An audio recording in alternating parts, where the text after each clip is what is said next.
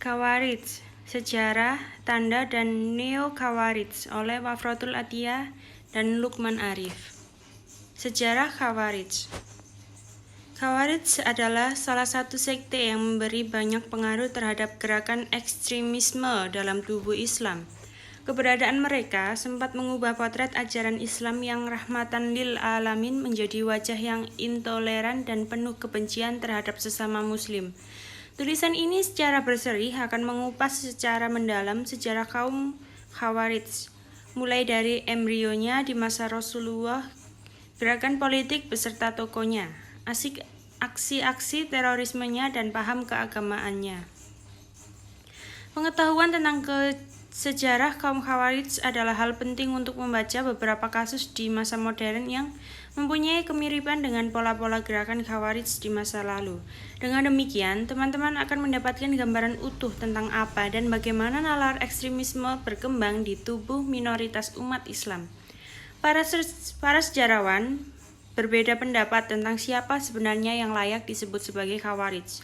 Terjadi perpecahan di internal kaum muslimin pasca pembunuhan Khalifah Utsman, di mana secara umum umat terbagi menjadi dua, yaitu kubu Ali bin Abi Thalib, sang khalifah keempat pengganti Utsman, dan kubu oposisi yang terdiri dari kelompok Ummul Mukminin Aisyah dan kelompok Muawiyah bin Abi Sufyan.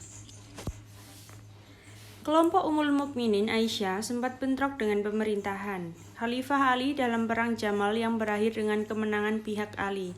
Selanjutnya, kubu Muawiyah menjadi penantang berikutnya di perang saudara yang dikenal dengan nama Perang Siffin. Pada akhir perang ini kemudian terjadilah arbitras atau tahkim antara kedua kubu yang bertikai. Hasil akhir arbitras ini memenangkan pihak Muawiyah sehingga diangkatlah Muawiyah sebagai khalifah selanjutnya. Asyuyuti, Tarikh Al-Khulafa, halaman 15. Ali bin Abi Thalib sendiri tampak enggan mempertahankan statusnya lagi sebagai khalifah pasca arbitras ini. Hal inilah yang membuat banyak orang dari kubu Ali bin Thalib kecewa sehingga memisahkan diri dari kelompok Ali dan mulai memeranginya.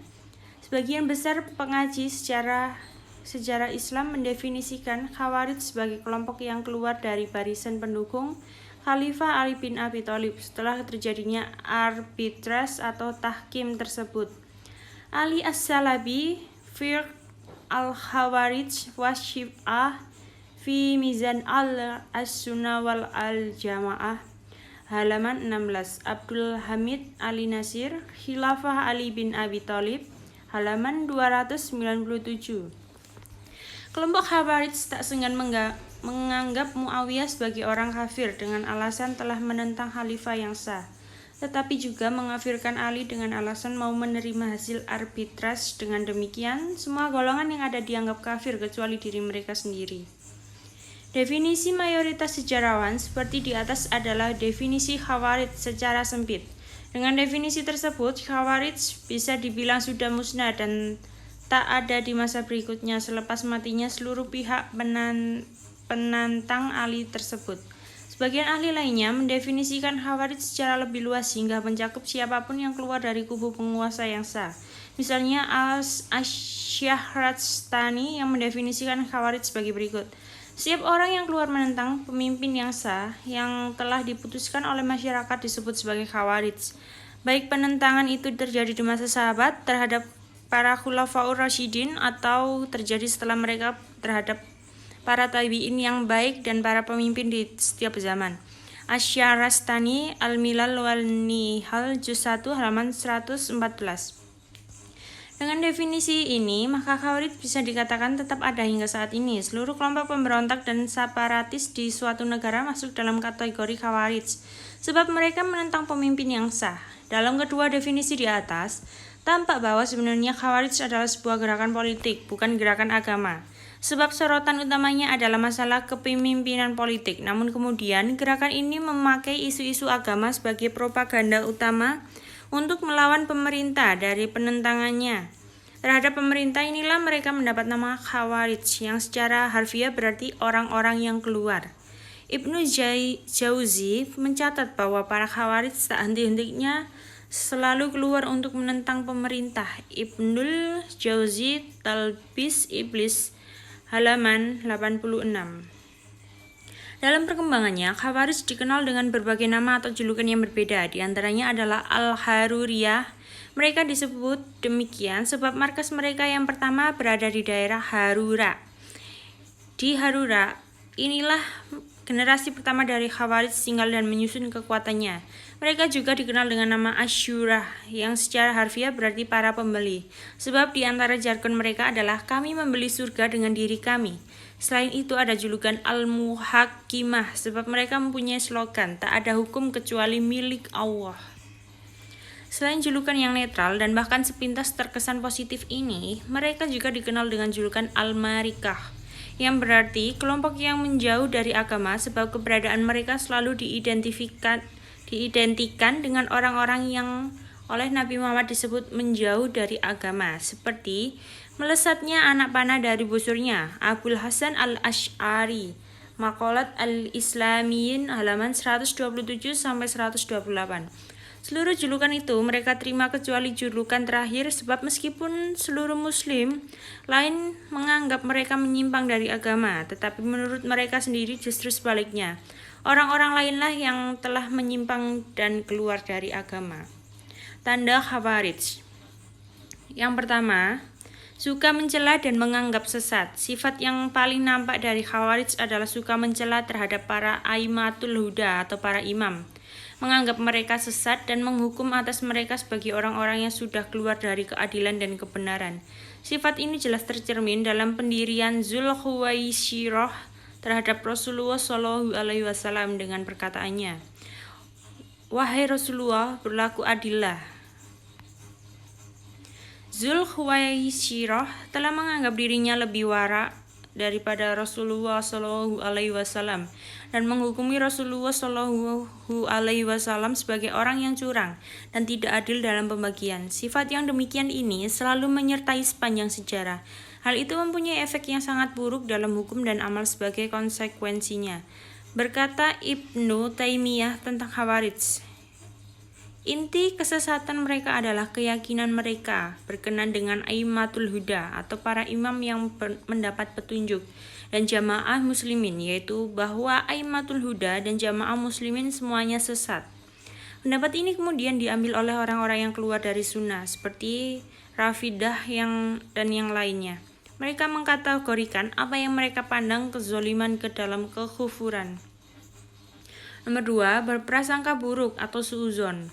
Ini adalah sifat Khawarij lainnya yang tampak dalam hukum syaikh mereka. Dzulkhuwaisirah si pandir dengan tuduhannya bahwa Rasulullah SAW tidak ikhlas dengan berkata, "Demi Allah, sesungguhnya ini adalah suatu pembagian yang tidak adil dan tidak dikehendaki di dalamnya wajah Allah." Dzulkhuwaisirah ketika melihat Rasulullah SAW membagi harta rampasan perang kepada orang-orang kaya, bukan kepada orang-orang miskin, ia tidak menerimanya dengan prasangka yang baik atas pembagian tersebut. Jika Dzulkhuwaisirah mempunyai sedikit saja ilmu atau sekelumit pemahaman, tentu tidak akan terjatuh dalam hubungan ini. Berkata Syekh Islam Ibnu Taimiyah, pada tahun peperangan Hunain, beliau SAW membagi ghanimah atau rampasan perang Hunain pada orang-orang yang hatinya lemah, muallafah qulubuhum, dari penduduk Najd dan bekas tawanan Quraisy seperti Uyainah bin Hafs, dan beliau tidak memberi kepada para muhajirin dan ansor sedikit pun. Maksud beliau memberikan kepada mereka adalah untuk mengikat hati mereka dengan Islam, karena keterkaitan hati mereka dengannya merupakan maslahat umum bagi kaum muslimin. Sedangkan yang tidak beliau beri adalah karena mereka lebih baik di mata beliau dan mereka adalah wali-wali Allah yang bertakwa dan seutama-utamanya hamba Allah yang soleh serta setelah para nabi dan rasul-rasul. Oleh sebab inilah orang-orang Khawarij mencela Nabi SAW dan dikatakan sebagai beliau oleh pelopornya, "Wahai Muhammad, berbuat adillah. Sesungguhnya engkau tidak berlaku adil." Dan perkataannya, "Sesungguhnya pembagian ini tidak dimaksudkan untuk wajah Allah." Mereka meskipun banyak saum atau berpuasa, sholat, dan bacaan Al-Qur'annya, tetapi keluar dari as-sunnah dan al-jamaah. Memang mereka dikenal sebagai kaum yang suka beribadah, warak, dan zuhud, akan tetapi tanpa disertai ilmu, sehingga mereka memutuskan bahwa pemberi itu semestinya tidak diberikan kecuali kepada orang-orang yang berhajat, bukan kepada arah pemimpin yang ditaati dan orang-orang kaya itu jika didorong untuk mencari keridhaan selain Allah menurut persangkaan mereka. Nomor 3, berlebihan dalam beribadah. Sifat ini telah ditunjukkan oleh Rasulullah SAW dalam sabdanya. Akan muncul suatu kaum dari umatku yang membaca Al-Quran, yang mana bacaan kalian tidaklah sebanding bacaan mereka sedikit pun. Tidak pula sholat kalian sebanding dengan sholat mereka sedikit pun, dan tidak pula puasa kalian sebanding dengan puasa mereka sedikit pun. Berlebihan dalam ibadah berupa puasa, sholat, zikir, dan tilawah Al-Quran merupakan perkara yang mansur di kalangan orang-orang Khawarij. Mereka, Khawarij, dikenal sebagai qurrah ahli membaca Al-Quran karena besarnya kesungguhan mereka dalam tilawah dan ibadah. Akan tetapi mereka suka mentawil Al-Quran dengan takwil yang menyimpang dari maksud yang sebenarnya. Mereka lebih mengutamakan pendapatnya, berlebih-lebihan dalam zuhud dan khusyuk, dan lain sebagainya. Ibnu Abbas juga telah mengisyaratkan pelampauan batas mereka ini ketika pergi untuk pendapat mereka. Beliau berkata, aku belum pernah menemui suatu kaum yang bersungguh-sungguh. Dari mereka luka karena sering sujud, tangan mereka seperti lutut unta, dan mereka mempunyai gamis yang murah, tersingsing dan berminyak. Wajah mereka menunjukkan kurang tidur karena banyak berjaga di malam hari. Pernyataan ini menunjukkan akan ketamakan mereka dalam berzikir dengan usaha yang keras.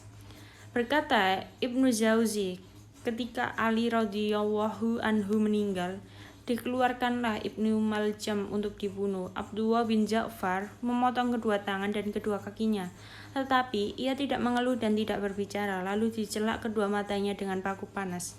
Ia pun tidak mengeluh, bahkan ia membaca, bacalah dengan menyebut nama Rabbmu yang menciptakan. Dia telah menciptakan manusia dari segumpal darah. Al-Alaq ayat 96. Yang keempat, keras terhadap kaum muslimin. Sesungguhnya kaum Khawarij dikenal bengis dan kasar. Mereka sangat keras dan bengis terhadap muslimin. Bahkan kekerasan mereka telah sampai pada derajat sangat tercela, yaitu menghalalkan darah dan harta kaum muslimin serta kehormatannya. Mereka juga membunuh dan menyebarkan ketakutan di tengah-tengah kaum muslimin. Padahal para musuh Islam murni adalah dari kalangan penyembah berhala dan lainnya. Mereka mengabaikan, membiarkan serta tidak menyakitinya. Rasulullah Shallallahu Alaihi Wasallam telah memberitakan sifat mereka ini dalam sabdanya, membunuh pemeluk Islam dan membiarkan penyembah berhala. Inilah sikap kaum Khawarij terhadap kaum muslimin dan orang-orang kafir. Keras, bengis, kasar terhadap kaum muslimin, tetapi lemah lembut dan membiarkan orang-orang kafir. Jadi mereka tidak dapat mengambil manfaat dari banyaknya tilawah dan zikir mereka, mengingat mereka tidak mengambil petunjuk dengan petunjuknya, dan tidak menapaki jalan-jalannya atau jalan Allah. Padahal yang membuat syariat telah menerangkan bahwa syariatnya itu mudah dan lembut. Dan sesungguhnya yang diperintahkan supaya bersikap keras terhadap orang kafir dan lemah lembut terhadap orang beriman. Tetapi orang-orang Khawarij itu membaliknya. Nomor 5, setidaknya pengetahuan mereka tentang fikih. Sedikitnya pengetahuan mereka tentang fikih. Sesungguhnya, kesalahan Khawarij yang sangat besar adalah kelemahan mereka dalam penguasaan fikih terhadap kitab Allah dan sunnah Nabi Shallallahu Alaihi Wasallam. Yang kami maksudkan adalah buruknya pemahaman mereka, sedikitnya tadabbur, dan mereka terikat dengan golongan mereka, serta tidak menempatkan nas-nas dalam tempat yang benar. Dalam masalah ini, Rasulullah Shallallahu Alaihi Wasallam telah menerangkan kepada kita dalam sabdanya, mereka membaca Al-Quran tidak melebihi kerongkongannya. Rasulullah Shallallahu Alaihi Wasallam telah mempersaksikan akan banyaknya bacaan atau tilawah mereka terhadap Al-Quran, tetapi mereka dengan itu mereka dicela. Kenapa? Karena mereka tidak dapat mengambil manfaat darinya, disebabkan kerusakan pemahaman mereka yang tumpul dan penggambaran yang salah yang menimpa mereka.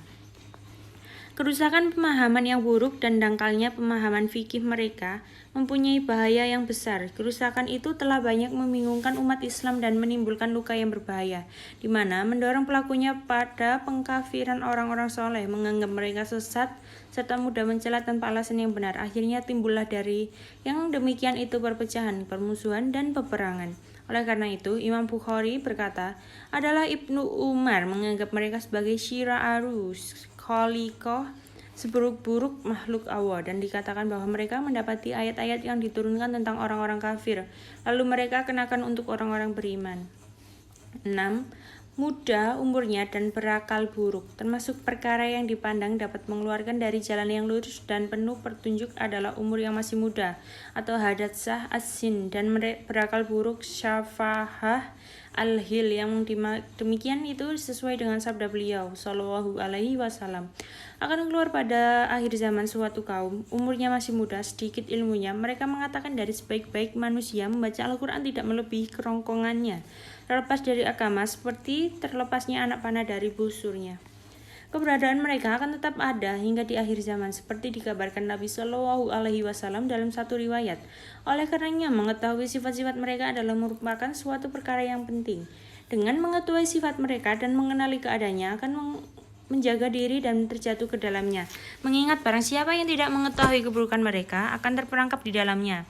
Dengan mengetahui sifat mereka akan menjadikan kita waspada terhadap orang-orang yang mempunyai sifat-sifat tersebut, sehingga kita dapat mengobati orang yang tertimpa dengannya.